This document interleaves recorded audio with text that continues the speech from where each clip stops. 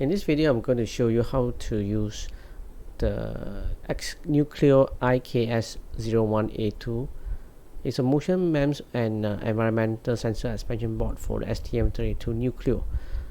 So let's read some features of the website. It is equipped with Arduino Uno R3 connector layout and is designed around the LSM60SL 3D accelerometer and 3D gyroscope. The LSM303AGR 3D accelerometer and 3D magnetometer, the HTS221 humidity and temperature sensor, and the LPS22 HB pressure sensor. Okay, so you can download the software package from here.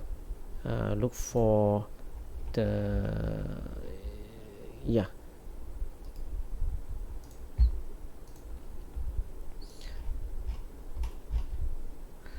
you can download this software package. Okay, software, over here, which I've already done.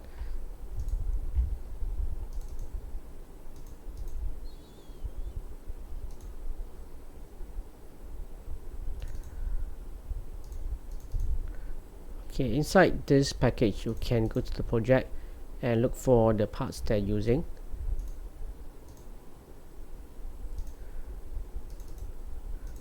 So the board that I have is the let me see. So you can use the example code here, and there are some ready codes for the written already in the account, and you can select your own board. Let's say for mine, I'm using the L053R8, and you can run the project. You can compile and you can download to your board. But personally, I find that because the code is written for using all the sensors, and it's used to interface to its application, and the application is let me see. The application you can use to okay, where is it? Evaluation tool software. You can use the Nucleo GUI. It's a Windows app that can interface to the motion sensor, the environmental sensor, to read the information from there. Or you can write your own code, write your own firmware and your application to maybe using the UI to extract the data. So this package is optional. So what I'm going to do for this video is to show you the basic of how to extract the information for the sensor HTS221, which is the temperature sensor.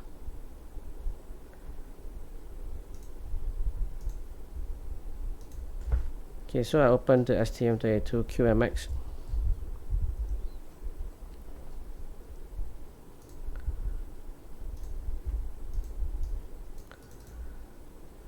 Access the board selector. It's a Nucleo 64, and the board that I have is the L053R8. Okay, and initialize all the peripherals with their default mode. Okay, let me show you the board that I have. So this is my Nucleo board. So it doesn't come with the high-speed crystal. So later I need to remove the pins that's used for the high-speed crystal. And so this is the sensor board that I got. So I just attached this board to my Nucleo.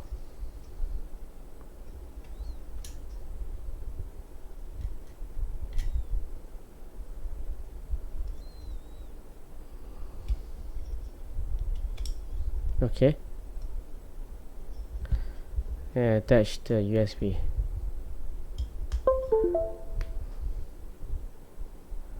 So there you have it. Okay.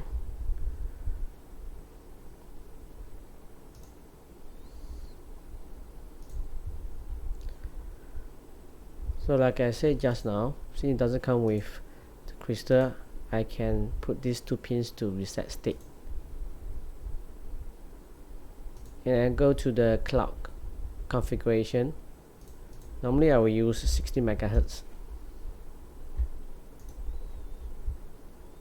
Back to the pinout. Select the connectivity. I'm using the I2C channel 1, and the pin that is connected to the sensor board is PB9 and PB8. So I changed this to the I2C port, but notice that it's yellow in color. It means that it's not really enabled yet. It's selected but not enabled. So over here I have to choose I2C to enable, and now I change to green. I'm going to use all the standard mode and standard frequency of 100 kHz and primary address length of 7 bits. Okay, next I need to download the software package for the sensor. So we need to go to this package manager, select the tab for the ST microelectronics, and click on the execute MEMS S1. I already downloaded, so just click on this and install. I already installed this package, so I can close and go back to the software package and select components. Click on the arrow to expand. You can either use the board part or you can choose the board extension, the whole board. So I'm going to check on this box and click OK. So on the left side you can see the software packs.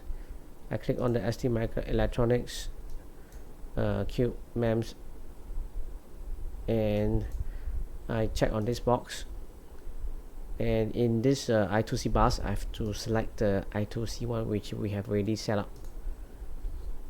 I go to the project manager and let's put the name, call it test underscore IKS01A2. Select the MTK arm since we're going to use the Cal microvision, and generate code.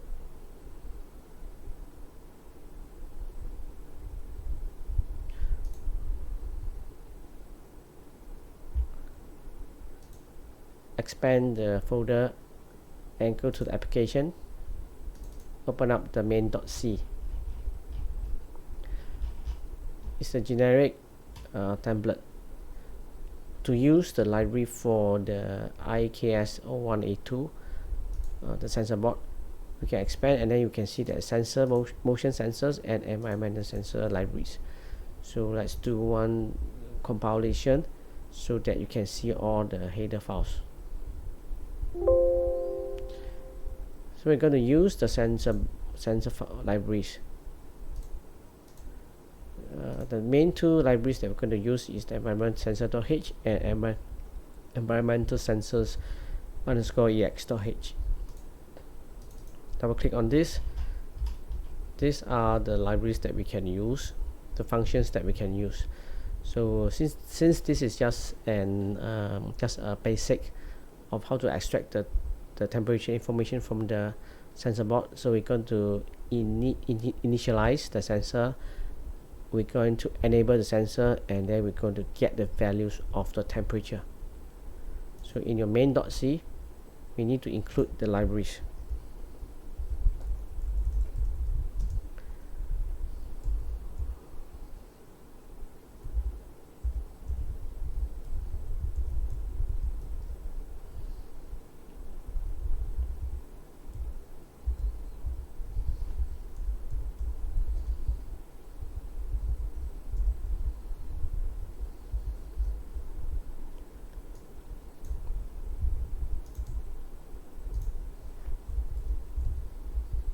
You need these two libraries in order for it to function. Before the while one, in the user code begin, I'm going to initialize and enable the sensors. So since we are going to use only the temperature sensor, which is the HTS221.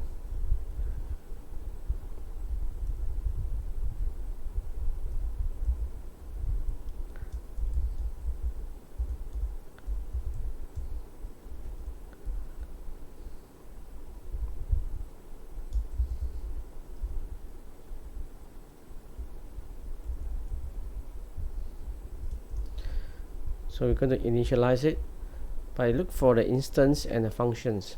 So the instance is basically just a number to indicate which sensor you're going to use. So the sensor we're going to use is, so I mentioned here, if use the HTS221, then the instance is defined as 0. Defined as 0. So this is the sensors that we're going to use, and followed by the functions, because the sensor itself contains the sensor IC measures the temperature and also the humidity. So we got to use the environmental temperature. So this is the function that we're going to use. So first we need to check whether it's available before we enable.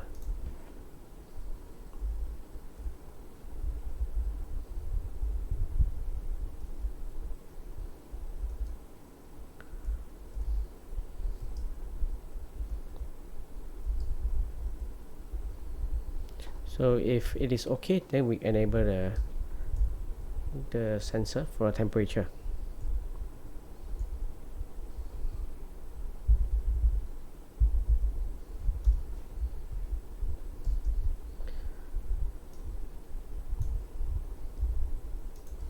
So similarly, we're looking for the instance and the temperature.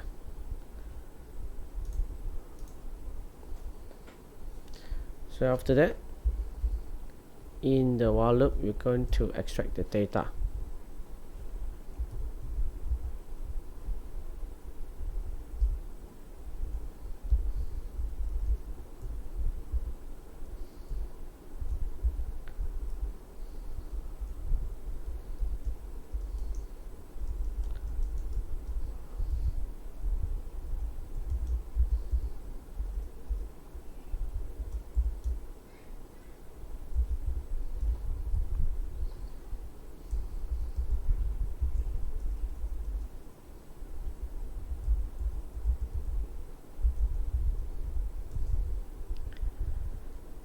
And it should be enable get values.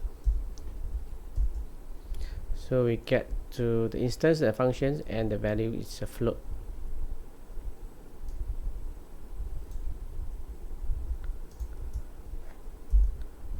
So let's call this is a pointer. So let's call this data, which is a float values.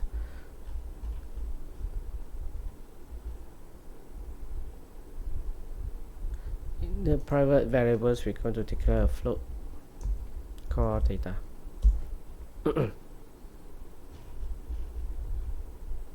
Okay, and we can put the delay here of maybe 100 milliseconds.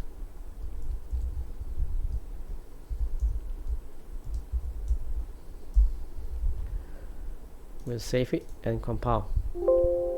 Make sure there's no error. I need to go to project. I need to. Okay, so we need to go to project and option under the debug settings. Connect with prereset.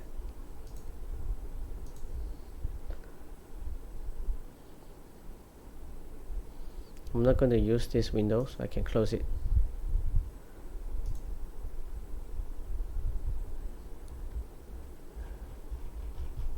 So every 100 milliseconds, I'm going to update the data, which is the temperature value.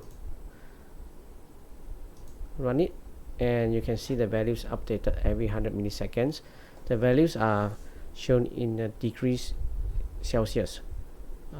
centigrade. So right now in my room is about 30.8 degrees centigrade.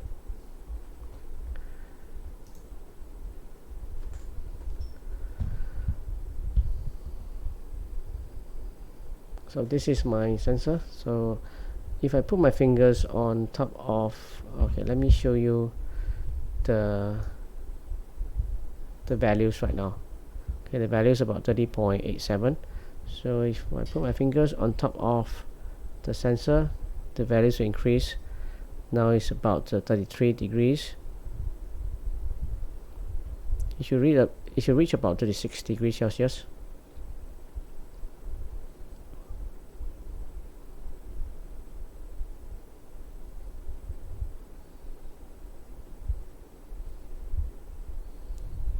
Okay, I think it takes quite a while for it to increase, so I'm going to stop here, and if I remove my finger, it should drop back to about 30 degrees centigrade.